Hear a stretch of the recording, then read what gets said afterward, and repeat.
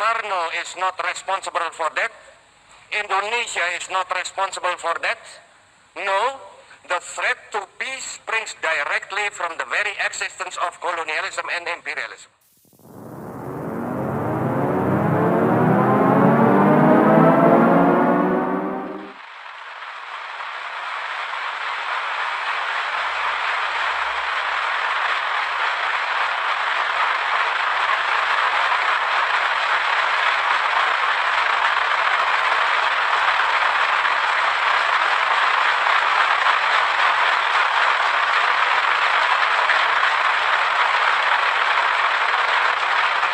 Now, today, I address the leaders of nations and the builders of nations.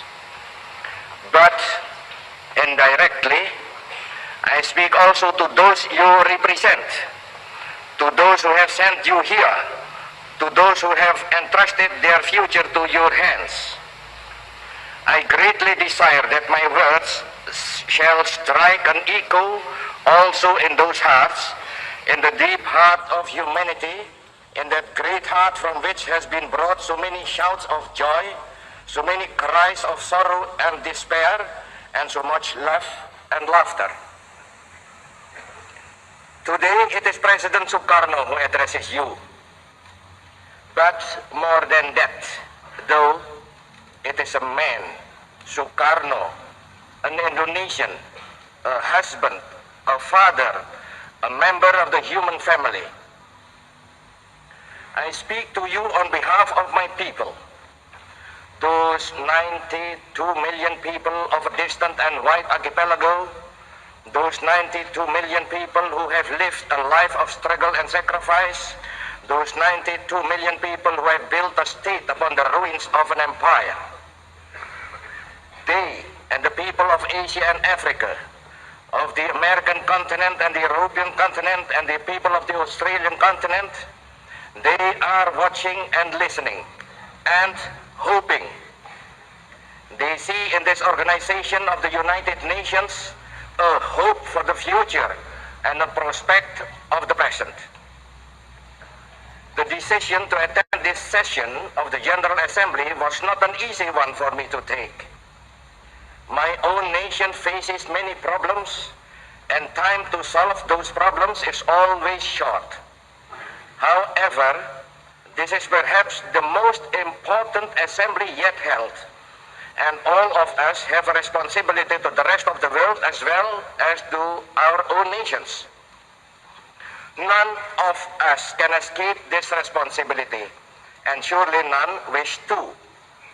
I am very sure that the leaders of the younger and the reborn nations can make a very positive contribution to the solution of the many problems facing this organization and the world at large. Indeed, I am confident that man may once again say, the new world is called to redress the balance of the old. It is clear today that all major problems of our world are interconnected. Colonialism is connected to security. Security is connected to the question of peace and disarmament. Disarmament is connected to the peaceful progress of the underdeveloped countries. Yes, all are connected and interconnected. If we succeed in finally solving one problem, then the way to the solution of all the others will be open.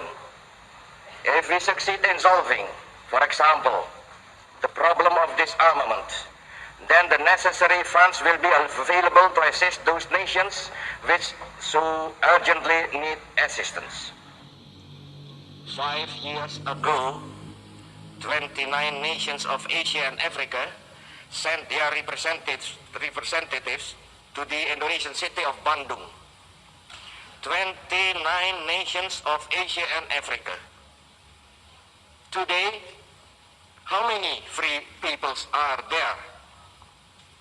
I will not count them, but look around this chamber now.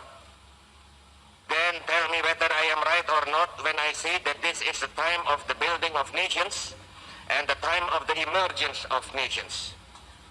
Yesterday, Asia, and that is a process not yet completed. Today, Africa, and that too is a process not yet completed. For 15 years now, the West has known peace, or at least the absence of war. Of course, there have been tensions. Yes, there has been danger. But the fact remains that in the midst of a revolution engulfing 3/4 of the world, the West has been at peace. Both great blocs, in fact, have successfully practiced coexistence for all those years, thus contradicting those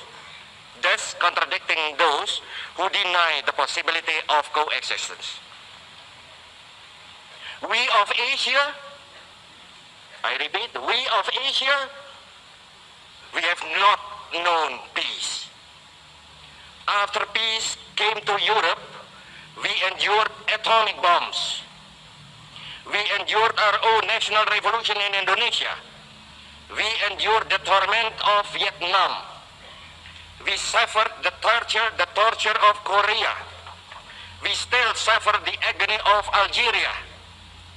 Is it now to be the turn of our African brothers? Are they to be tortured while our wounds are still unhealed? And yet, the West is still at peace. Do you wonder that we now demand, yes, demand respite from our torment? Do you wonder that now my voice is raised in protest? We, who were once voiceless, have demands and requirements. We have the right to be heard. We are not subject of barter, but living and virile nations with a role to play in this world and a contribution to make. Imperialism is not yet dead. People sometimes say imperialism and colonialism is dead. No, imperialism is not yet dead. It is dying. Yes, the tide of history is washing over its battlements and undermining its foundations. Yes, the victory of independence and nationalism is certain. Still, and mark my words well, the dying imperialism is dangerous as the wounded tiger in a tropical jungle.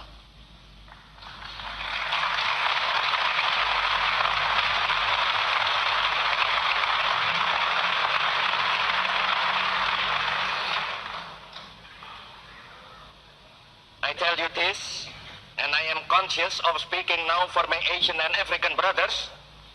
The struggle for independence is always justified and always just. Those who resist that irresistible onward march of national independence and self-determination are blind. Those who seek to reverse what is irreversible are dangerous to themselves and to the world.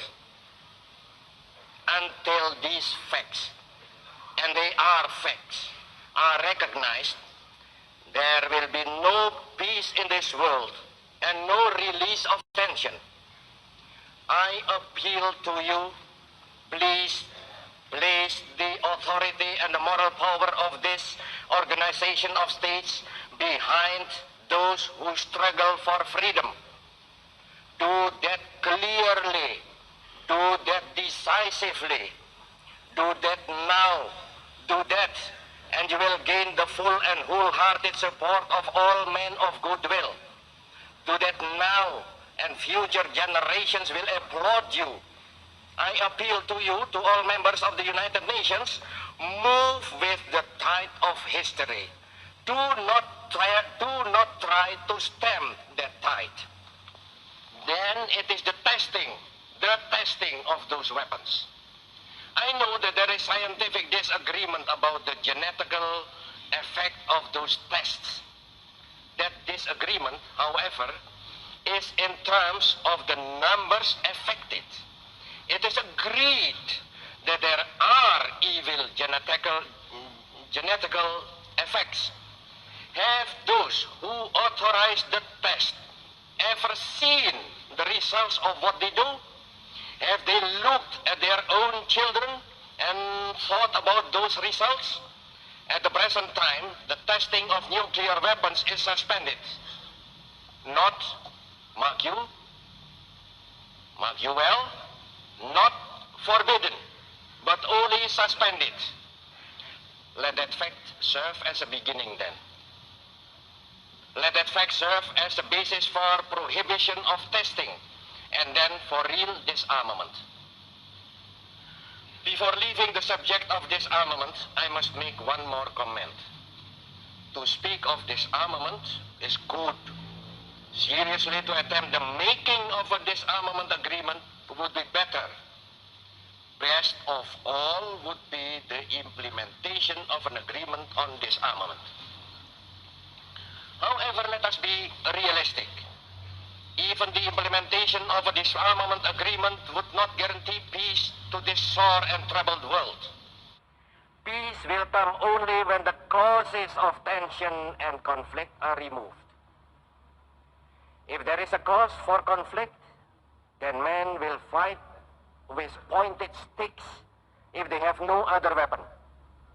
I know because my own nation did that very thing during our struggle for independence. We fought then with knives and pointed sticks. In order to make peace, we must remove the causes of tension and of conflict. That is why I spoke deep from my heart about the necessity of cooperation to bring about the final inglorious end of imperialism. Where there is imperialism and where there are simultaneously armed forces, then the position is a dangerous one indeed. Again, I speak from experience. That is the situation in West Irian. That is the situation in the 1/5 of our national territory which still labors under imperialism. There in West Irian, we have imperialism and the armed forces of imperialism. Bordering that territory, our own troops stand guard by land and sea. Those two bodies of troops face each other. And I tell you, that is an explosive situation. Very recently, those young and misguided troops who were in West Irian defending an outmoded conception were reinforced by an aircraft carrier, the Karl Doorman, from their remote homeland. I tell you that then the situation became positively dangerous. I tell you in all seriousness, the situation in West Irian is a dangerous situation, an explosive situation. It is a cause of tension and it is a threat to peace. General Nasution is not responsible for that. Our soldiers are not responsible for that. Soekarno is not responsible for that. Indonesia is not responsible for that. No, the threat to peace springs directly from the very existence of colonialism and imperialism.